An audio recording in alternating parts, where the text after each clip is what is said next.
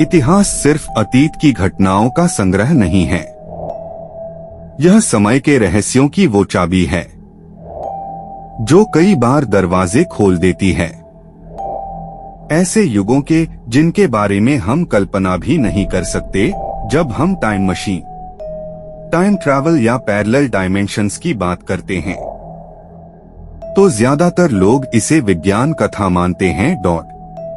पर क्या हो अगर आपको पता चले कि ऐसी एक घटना सचमुच 1911 में घटी थी।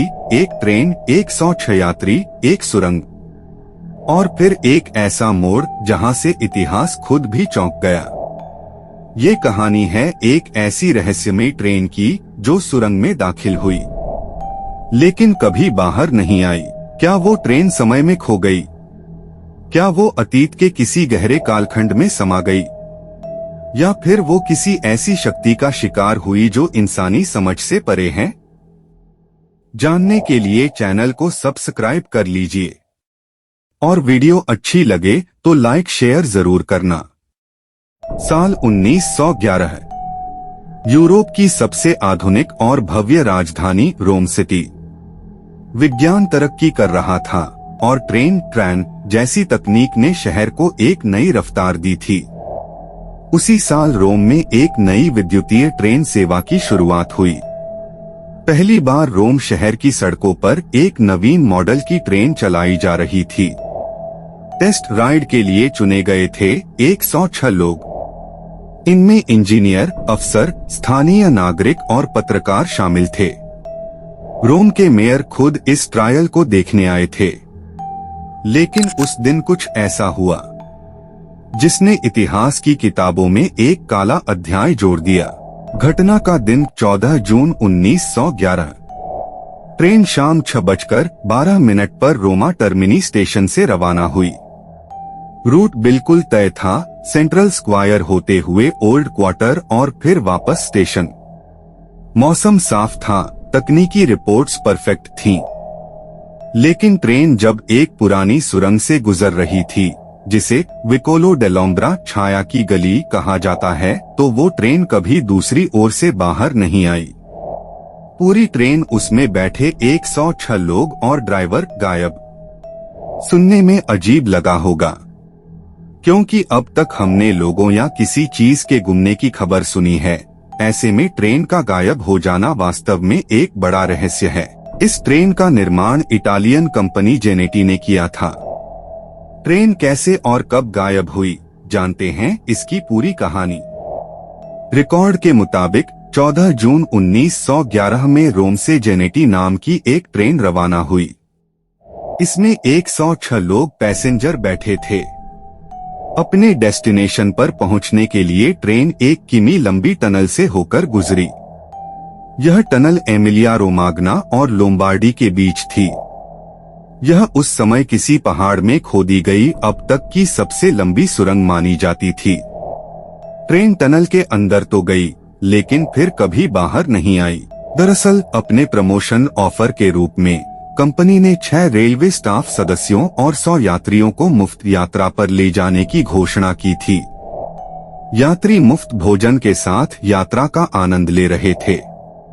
सभी ने इटली में अलग अलग जगह घूमने की प्लानिंग की थी। जब तक ट्रेन लोम्बार्ड सुरंग से नहीं गुजरी तब तक सब कुछ ठीक चल रहा था। इस सुरंग से गुजरने के बाद ट्रेन कभी भी अपने डेस्टिनेशन तक नहीं पहुंची ही नहीं।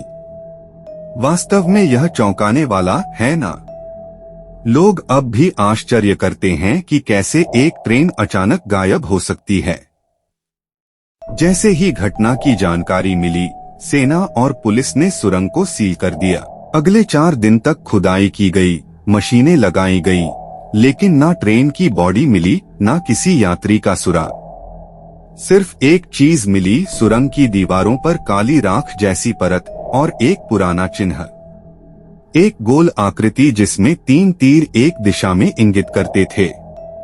कुछ ने इसे रोमन गुप्त समाज का निशान बताया, कुछ ने कहा कि यह टाइम सील था, समय में यात्रा का रहस्यमय द्वार।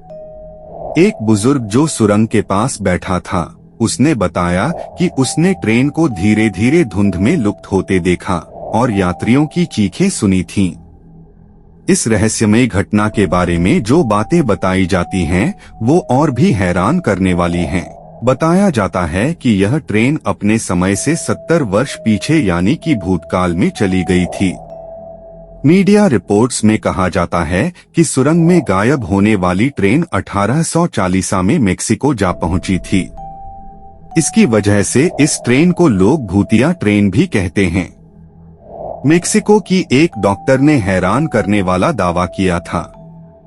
महिला ने कहा था कि उसके अस्पताल में 106 लोगों को रहस्यमय तरीके से भर्ती कराया गया था, लेकिन सभी लोग पागल हो चुके थे।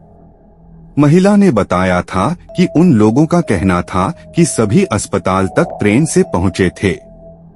सबसे चौंकाने वाली बात यह है कि उस समय कोई भी ऐसी ट्रेन नहीं थी जो सीधे रोम से मेक्सिको तक जाए।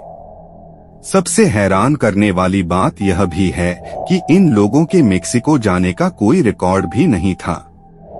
यह रहस्यमय घटना दुनिया के लिए आज तक रहस्य है। हालांकि रहस्यमय तरीके से सुरंग में गायब हुई ट्रेन को इटली, रूस, जर्मनी और रोमानिया के कई इलाकों में देखे जाने का दावा किया जाता है।